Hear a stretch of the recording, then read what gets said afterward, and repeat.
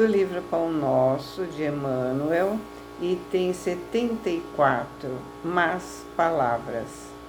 Não vos enganeis, as más conversações corrompem os bons costumes. Paulo, 1 Coríntios 15, 33. Como já foi falado, as epístolas de Paulo eram dedicadas às cidades. Então, nesse caso, essa epístola era para a cidade de Corinto. A cidade de Corinto também já foi falado, né?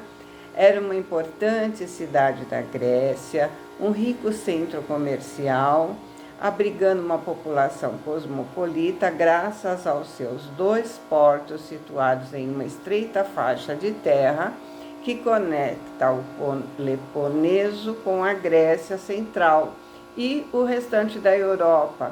Então realizava um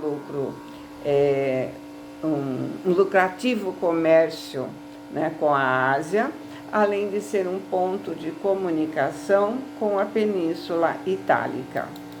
A localização litorânea da cidade faz dela um centro comercial reconhecido e famoso por seu bronze, produção de cerâmica e também uma intensa produção naval, há mais de 800 anos antes de Cristo. A parte agrícola da cidade se destaca pelos seus grãos, campos, vinhas e olivais. Apesar da riqueza material, a cidade de Corinto era tão perversa moralmente que o nome da cidade passou a ser usado para descrever certa perversão sexual. O alcoolismo, a sensualidade imperavam e grande parte disso se devia à adoração da deusa do amor, a Afrodite, a qual estavam associadas 3.000 sacerdotisas consagradas à imoralidade e aos cultos de fertilidade da Ásia Menor, que perpetuavam a prostituição e outros comportamentos sexuais promíscuos.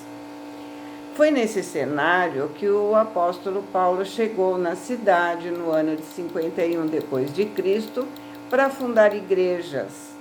Ele encontrou uma população diversa em vários níveis, nível social, econômico, geográfico e religiosos, além de novos convertidos, que ainda se envolviam em comportamentos imorais. Viveu lá por 18 meses e como esses aspectos da organização social da época contribuíram para a grande queda da moralidade na cidade, é esse o tema que é abordado pelo apóstolo Paulo em suas cartas aos Coríntios. E aqui no capítulo 74 do livro Pão Nosso, Emmanuel cita a epístola: não vos enganeis, as más conversações corrompem os bons costumes. E diz: a conversação menos digna deixa sempre o traço da inferioridade por onde passou. Então, veja, a necessidade de vigiar nossas conversas, nossas palestras, que conteúdo levamos e trazemos. As conversas vão deixando marcas por onde passamos. A atmosfera de desconfiança substitui imediatamente o clima da serenidade. Observemos o nosso dia a dia. Quando falamos mal de alguém, quando fazemos uma fofoca, fazemos intrigas, por exemplo, deixamos falar a nossa inferioridade. Além de não edificarmos, estaremos prestando um desserviço. Não seria a hora de pensar: e se fosse comigo? Não seria a hora de observar que eu estou julgando? E quando eu estou julgando o outro, denegrindo o outro, não estou amando o outro como a mim mesma. Não estou fazendo ao outro o que eu queria que o outro fizesse a mim. Mas, como Emmanuel disse, estou deixando um traço da minha inferioridade. Na verdade, é uma necessidade de aprendizagem de nossa parte, que gera uma atmosfera de desconfiança natural, porque estão sendo disseminados conteúdos tensos. E aí não tem como ter paz, serenidade. O veneno desse teor de conversa leva a investigações doentias. Não tem como ter paz. Vamos espalhando teorias nossas, que muitas vezes podem não ser verdade. E isso nos distancia da indulgência, que é, por exemplo, quando eu perceber algo que não seja bom e que eu não possa fazer nada para ajudar, então eu não devo fazer nada para prejudicar. Não devemos espalhar, não devemos aumentar, não devemos criticar de forma improdutiva. Se o fizermos, devemos fazer de forma a abrandar a situação. Fazer o que gostaríamos que nos fizessem. Ou seja, não vamos fechar os olhos para o erro do nosso irmão, mas também não vamos piorar a situação dele. Vamos lembrar que a indulgência é filha da caridade. Se eu quero o melhor para mim, eu preciso querer o melhor para o meu próximo. Se eu estivesse errando, como eu gostaria que meu próximo estivesse agindo comigo? Eu gostaria que ele saísse espalhando as novidades, saísse me criticando. E o veneno das investigações doentias espalha-se com rapidez. Depois da conversa indigna, há sempre menos sinceridade e menor expressão de força fraterna. Ou seja, muitas vezes a maledicência é feita de caso pensado. Não haverá expressão de força fraterna, não haverá sinceridade num tipo de conversa como essa. Em seu berço ignominioso, em caráter desrespeitoso, nascem os fantasmas da calúnia que escorregam por entre criaturas santamente intencionadas, tentando a destruição de lares honestos. Ou seja, uma calúnia vai escorrer de boca em boca e pode chegar a destruir um lar, destruir uma família, né? A família da pessoa caluniada. Pode até tirar a vida dessa pessoa. Surgem as preocupações inferiores que espiam de longe, enegrecendo atitudes respeitáveis. Emerge a curiosidade criminosa que comparece onde não é chamada, emitindo opiniões ríspidas, induzindo os que a ouvem à mentira e à demência. Vamos lembrar que o que faz mal não é o que entra pela boca, mas o que sai dela. E a partir do momento que eu falei alguma coisa, eu tenho responsabilidade pelo que eu falei. E em algum momento terei que dar conta disso.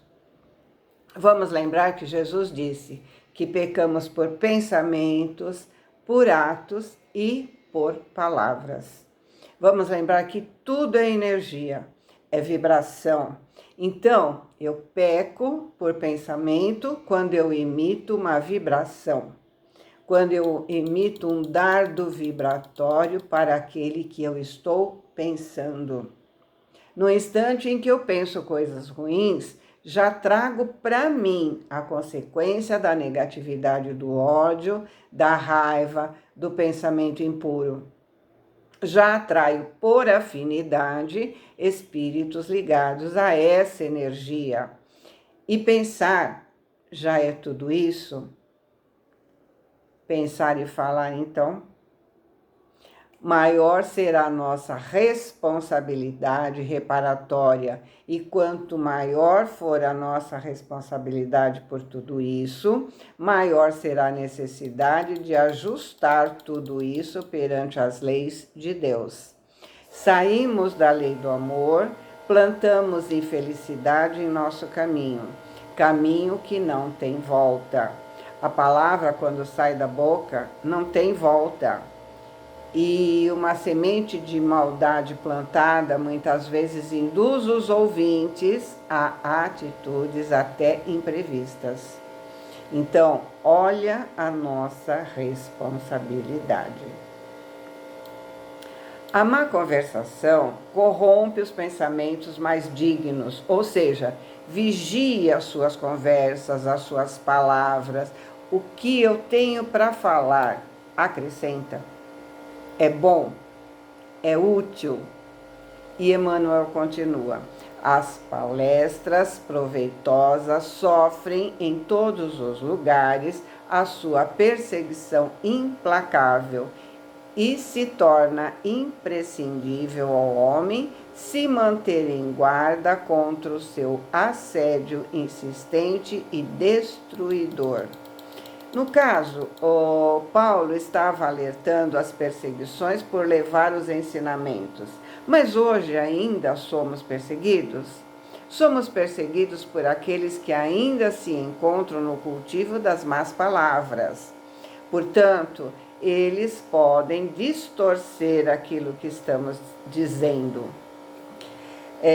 Vamos lembrar que a boca fala do que o coração está cheio. Só que, além desses, nossos perseguidores também são outros. Precisamos ter cuidado com o orgulho, com a vaidade. Eles nos perseguem.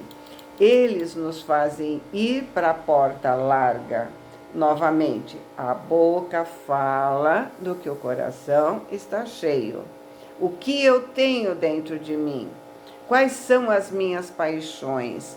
Quais são os sentimentos que me dominam? Estamos onde está o nosso tesouro. Qual é o meu tesouro? Meu tesouro é a sensualidade, é a vaidade, é o orgulho. Então, o conteúdo será embalado nisso. Meus anseios são a caridade, a minha família. Então, meu coração está neles. Quando o coração se entregou a Jesus, é muito fácil controlar os assuntos e eliminar as palavras humilhantes. Então, existem alguns exemplos de pessoas que estão num patamar acima e, portanto, cortam esse conteúdo maledicente. Eles não aceitam dar continuidade a esse tipo de conversa, mudam de assunto. Eles já entenderam que esse conteúdo não é edificante. Examina sempre as sugestões verbais que te cercam no caminho diário. Trouxeram-te denúncias, más notícias, futilidades, relatórios malsanos da vida alheia, ou seja, fofocas, como dizemos, comentários fraternos, né? Observa como ages. Você dá continuidade ou muda de assunto? Em todas as ocasiões, há recurso para retificares amorosamente. Tem como corrigir com amor?